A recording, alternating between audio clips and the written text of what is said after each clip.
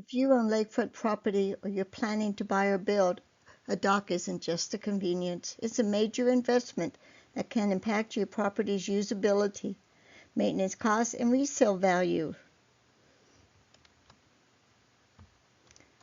But here's the big question. Should you choose a floating dock or a fixed dock? Which one better protects your lakefront?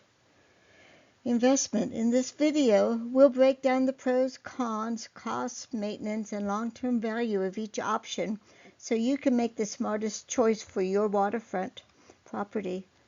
I'm a former engineer and teacher, and I help lake homeowners avoid expensive dock mistakes. I'm PJ from Pennevale Docks. Here we go. A floating dock rests on the water's surface, supported by buoyant floats. It rises and falls with changing water levels, making it incredibly versatile. A fixed dock, on the other hand, is permanently anchored into the lakebed with pilings. It stays at a constant height, regardless of water fluctuations.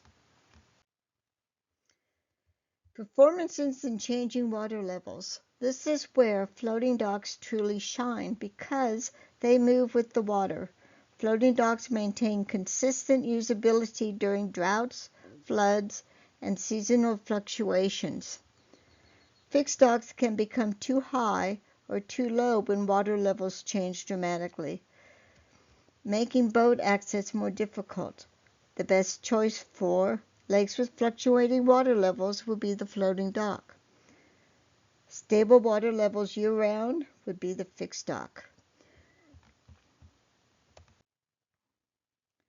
Durability and longevity. Fixed docks are generally considered the long-term durability champions. With proper construction using quality materials, a fixed dock can last several decades. Floating docks also offer excellent longevity, especially when built with modern materials like composite decking and high-density polyethylene floats. However, they require more frequent component replacement over time. The winner for longevity? Fixed dock. Maintenance requirements. Maintenance is a major factor in protecting your investment. Floating docks are easier to inspect, remove, and repair. Many sections can be detached and serviced individually. Fixed docks are more permanent, which can make repairs more complicated and expensive. The winner for maintenance? Floating dock. In fact, I've created a dock inspection checklist, which you can download from my website for free to use and inspect your docks at least 3 times a year to make sure they stay in great shape. Installation costs. Initial costs vary widely depending on size, materials, and site conditions. In many cases, floating docks have a lower upfront installation cost because they require less invasive construction. Fixed docks often involve piling installation, which you could see in the right picture 2. They have a floating barge with a pounder to pound the pilings into the lake bed, and that increases the expenses. The typical cost comparison is floating dock has a lower initial cost, fixed dock has a higher initial investment. Property value impact. So these are real estate for sale that I found. Which dock adds more value to your property?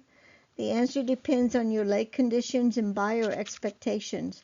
A well-designed dock, whether floating or fixed, can significantly boost curb appeal and functionality. On stable lakes, buyers often perceive fixed docks as more permanent and upscale. On fluctuating lakes, though, floating docks are often considered the smarter and more practical option. The best docks is the one that matches your shoreline and conditions and lifestyle.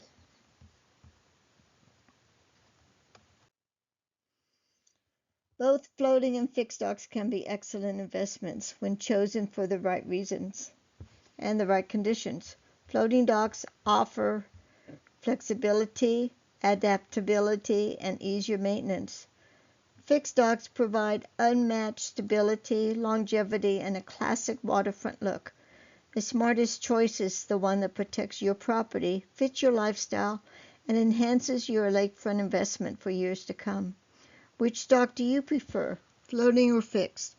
Let us know in the comments below.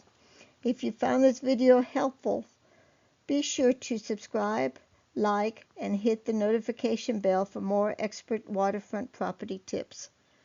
I hope this helped you understand the difference between floating and fixed docks. I also have a blog on this video that's available on my website, which you can download also, along with the free dock inspection checklist.